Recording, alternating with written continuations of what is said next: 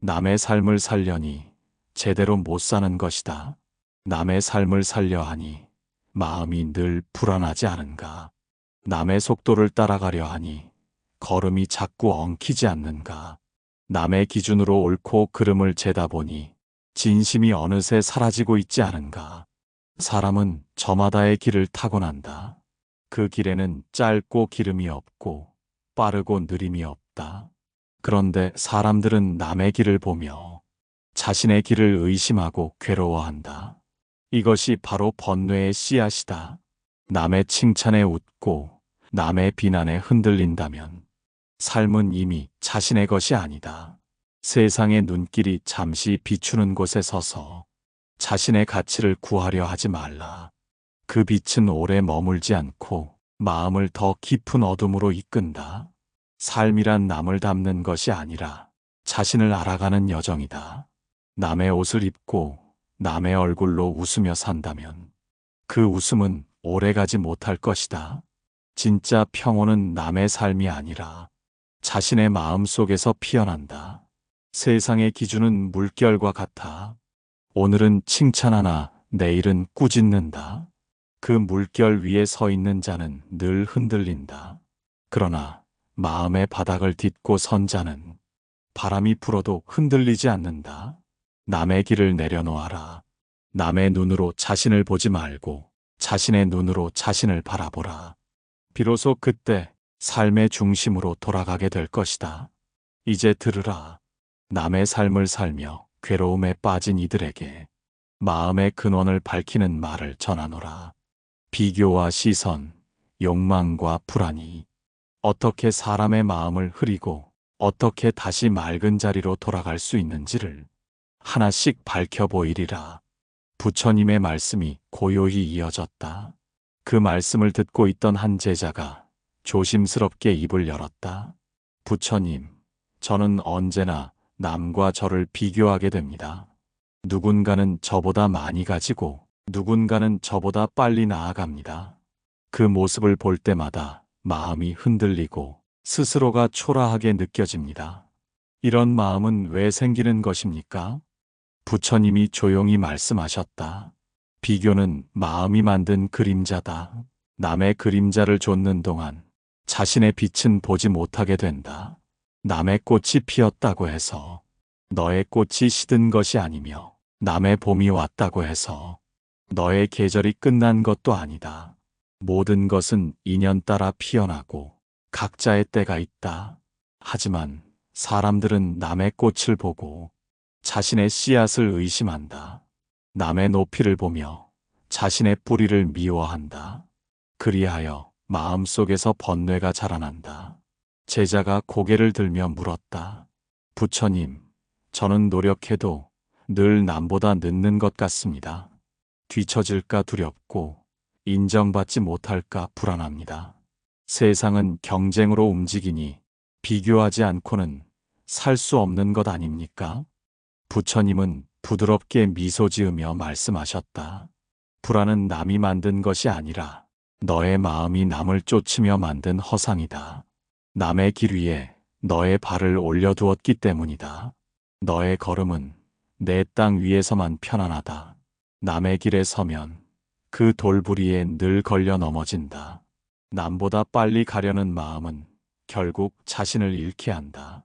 마음이 바쁘면 세상은 더 멀어진다. 남의 성취를 부러워하기 전에 너의 하루를 온전히 보아라. 비록 느리더라도 그 걸음이 쌓여 진짜 내가 되어간다. 제자가 잠시 침묵했다. 마음 한구석이 저리게 울렸다. 그동안 남의 삶을 부러워하며 살았지만 정작 자신을 본 적은 없다는 걸 깨달았다. 부처님이 다시 말씀하셨다. 남을 이기려는 마음은 늘 괴로움을 낳는다. 남이 웃으면 따라 웃고 남이 울면 함께 흔들리는 삶.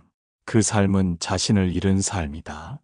비교의 마음을 놓으면 비로소 자신을 만난다. 남과 나를 비교하는 순간 그 마음은 이미 길을 잃는다. 자신의 길은 오직 자기 안에서 시작된다. 그 길을 찾는 순간 세상의 시끄러움은 멈추고 마음은 고요해진다. 부처님은 한동안 말을 멈추고 멀리 산등성이 위로 스며드는 햇살을 바라보았다. 고요한 시간이 흘렀다. 그제야 부처님이 천천히 입을 열었다. 사람은 남의 눈 속에 자신을 비추려 한다. 남이 나를 어떻게 보는지, 남이 나를 좋아하는지 그 시선을 좇으며 하루를 산다. 그 마음이 시작되는 곳에서 자유는 사라지고 속박이 자란다. 제자가 물었다. 부처님, 저는 사람들의 눈이 두렵습니다. 누군가 나를 좋게 보지 않을까 걱정되고 혹시 실수할까 비난받을까 마음이 조마조마합니다. 그래서 늘 남의 기대에 맞추며 살게 됩니다. 이것이 잘못된 일입니까? 부처님이 조용히 말씀하셨다. 남의 시선에 묶인 삶은 스스로를 잃는 삶이다. 타인의 눈길은 바람과 같아서 오늘은 부드럽게 스치고 내일은 차갑게 지나간다. 그 바람을 잡으려 하면 손에는 아무것도 남지 않는다. 남의 평가로 웃고 남의 말로 슬퍼한다면 그 마음은 이미 남의 것이다. 사람의 진짜 평온은 남이 뭐라 하든 흔들리지 않는 데 있다. 하지만 부처님, 우리는 혼자 살 수 없습니다. 모두가 나를 바라보는 세상에서 남의 시선을 완전히 버릴 수 있을까요? 부처님은 부드럽게 고개를 끄덕였다.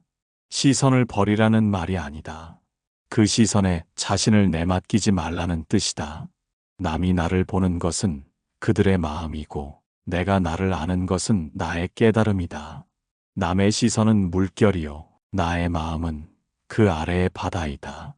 물결이 일어도 바다는 그대로이다. 사람들은 자신이 얼마나 사랑받는가로 자신의 가치를 재려하지만 사랑은 받을 때보다 줄 때가 더 자유롭다. 남이 나를 인정해 주길 바라면 그 마음은 늘 결핍 속을 맴돈다.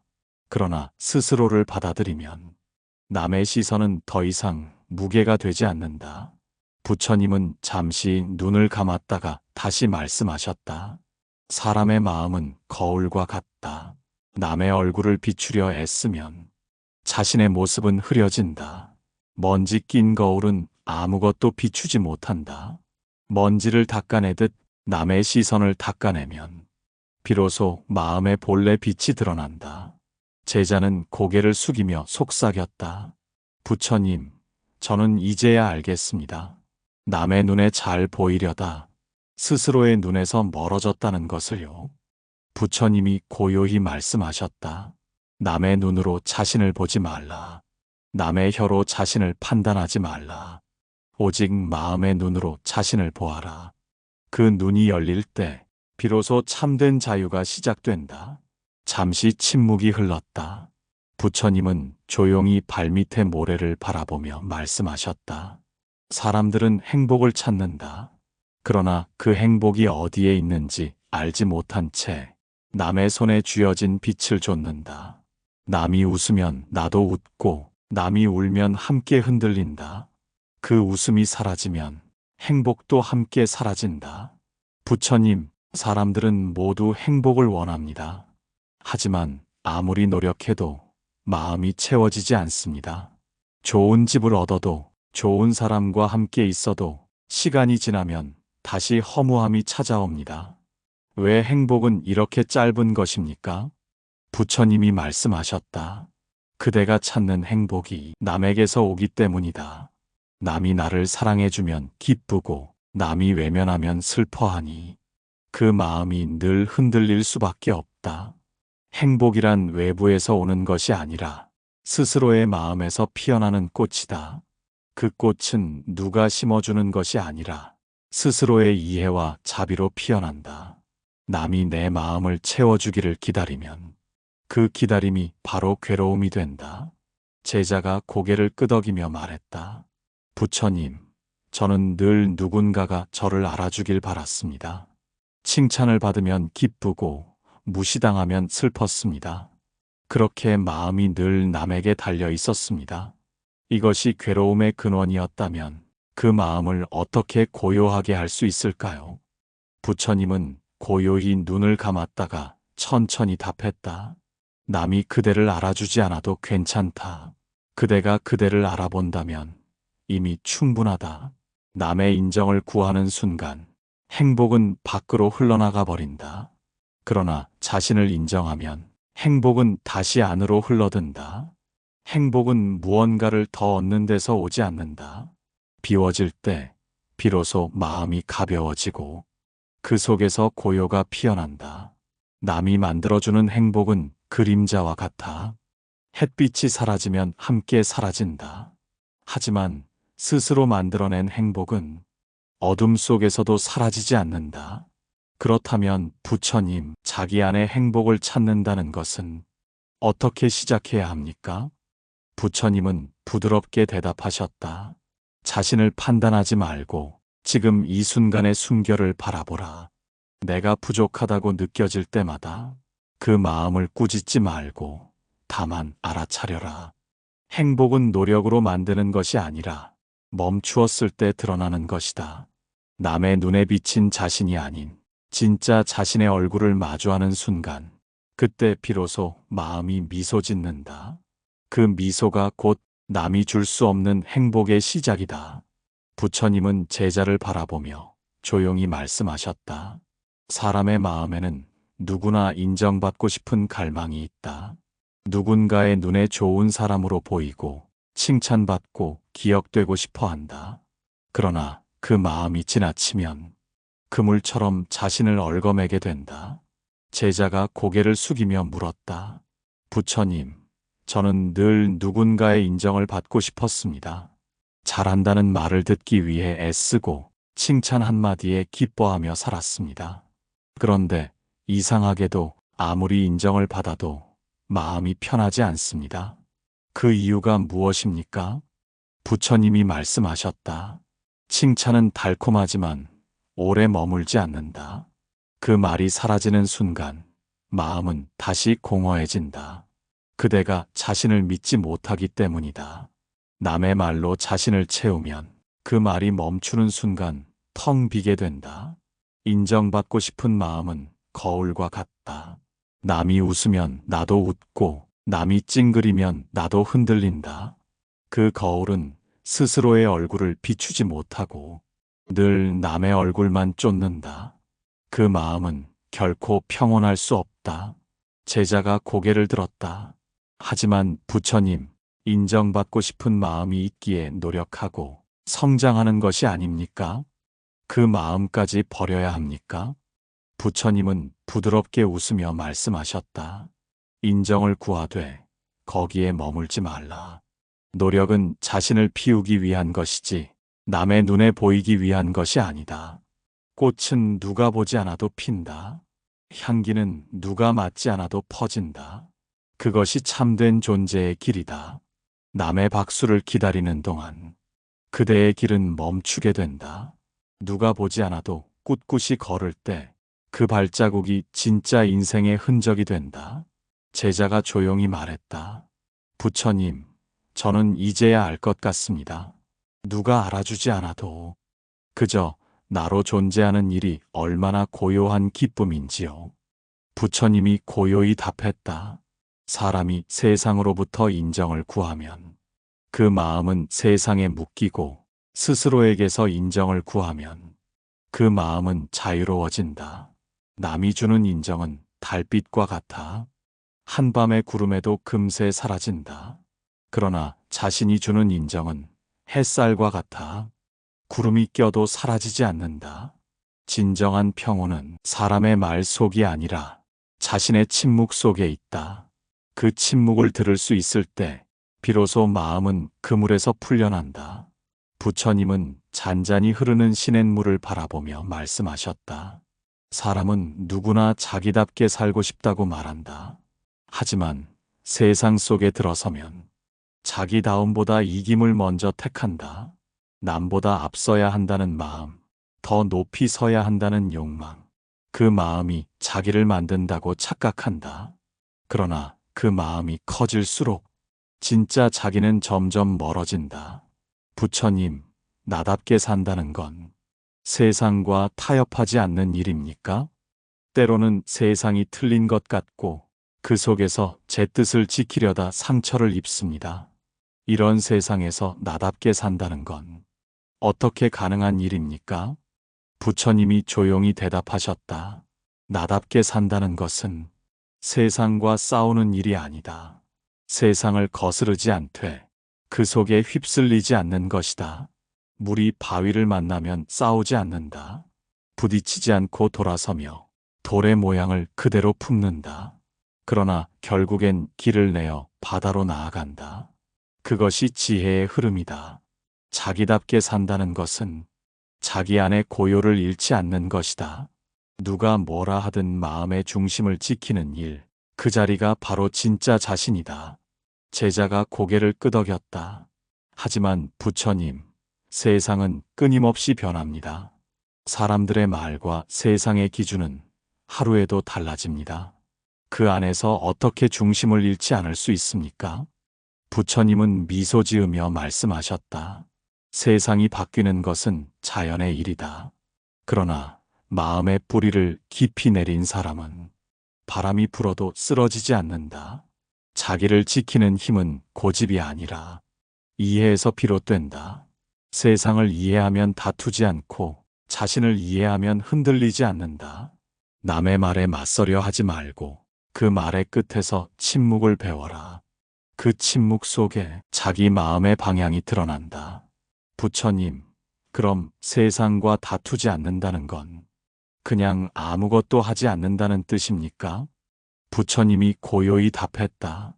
아무것도 하지 않는 것이 아니라 쓸데없이 흔들리지 않는 것이다. 바람이 불어도 나무는 흔들리지만 그 뿌리는 움직이지 않는다. 그처럼 마음의 뿌리가 단단한 사람은 세상의 바람에도 쓰러지지 않는다. 자기답게 산다는 것은 세상 속에서 자신을 잃지 않는 것이다. 남을 꺾지 않아도 스스로 곧게 서 있는 삶, 그것이 참된 나다움이다. 부처님은 천천히 걸음을 멈추고 제자를 바라보았다. 그리고 부드럽게 말씀하셨다. 사람들은 평생 무언가를 증명하려 하며 산다. 누군가에게 인정받기 위해, 누군가보다 나아 보이기 위해 그 무게를 짊어진 채 하루를 걷는다. 그러나 그 짐의 대부분은 남이 만든 기준에서 비롯된 것이다. 제자가 조심스럽게 물었다. 부처님, 저는 늘 비교당하며 살아왔습니다. 가정에서도 직장에서도 언제나 누군가의 기준 속에서 저를 판단했습니다. 그러다 보니 제 안에는 늘 긴장이 있고 조금이라도 모자라면 스스로를 탓합니다. 이런 마음을 어떻게 내려놓을 수 있을까요? 부처님이 조용히 답하셨다. 사람이 지고 있는 짐의 절반은 남이 준 것이 아니라 스스로 짊어진 것이다. 남의 눈으로 자신을 재고 남의 잣대로 자신을 단죄하기 때문이다. 사람의 삶은 저울이 아니다. 남의 무게와 자신의 무게를 같은 눈금 위에 올려놓을 수 없다. 그럼에도 사람들은 그 눈금이 맞지 않으면 불안해한다. 그래서 마음은 늘 무겁고 걸음은 점점 느려진다. 제자가 고개를 숙이며 말했다. 부처님, 저는 늘 이 정도는 되어야 한다는 생각 속에서 살았습니다. 그 생각이 저를 나아가게도 했지만 이제는 숨이 막힙니다. 그 기준을 내려놓으면 나는 게으른 사람이 되는 것 아닙니까? 부처님이 고요히 미소 지으며 말씀하셨다. 기준을 버린다는 것은 무너짐이 아니라 자유다. 남이 정한 선을 넘어서는 것이 아니라 그 선에서 벗어나 자신을 찾는 일이다. 게으름이란 멈춤이 아니라 마음이 고요해지는 시간일 수도 있다. 그 고요함 속에서 삶의 진짜 방향이 드러난다. 남의 기준을 좇으면 마음이 늘 무겁다. 그러나 그 기준을 내려놓는 순간 삶은 바람처럼 가벼워진다. 남이 나를 어떻게 볼까 하는 생각이 사라지면 비로소 지금의 내가 보인다. 그 순간 마음은 더 이상 남의 세상에 매이지 않는다. 제자가 조용히 고개를 들었다. 부처님, 저는 이제 알겠습니다. 남의 기준이 무거웠던 이유는 그것을 나의 기준이라 믿었기 때문이군요. 부처님은 고요히 답했다. 사람은 자기 마음의 주인이 될 때 비로소 삶의 주인이 된다. 남이 만든 틀 속에서 사는 한 그 마음은 늘 타인의 것이다. 그러나 스스로의 기준으로 선다면 그 한 걸음이 곧 자유의 길이다. 삶이 가벼워진다는 것은 짐이 사라져서가 아니다. 그 짐이 내 것이 아님을 알았기 때문이다. 그 깨달음이 곧 평온으로 향하는 문이다. 부처님은 한참 동안 말을 멈추었다. 바람이 나뭇잎을 스치며 지나갔고 산새의 울음소리가 고요를 가르듯 퍼졌다. 그때 부처님이 천천히 입을 열었다. 사람들은 깨달음을 먼 곳에서 찾는다.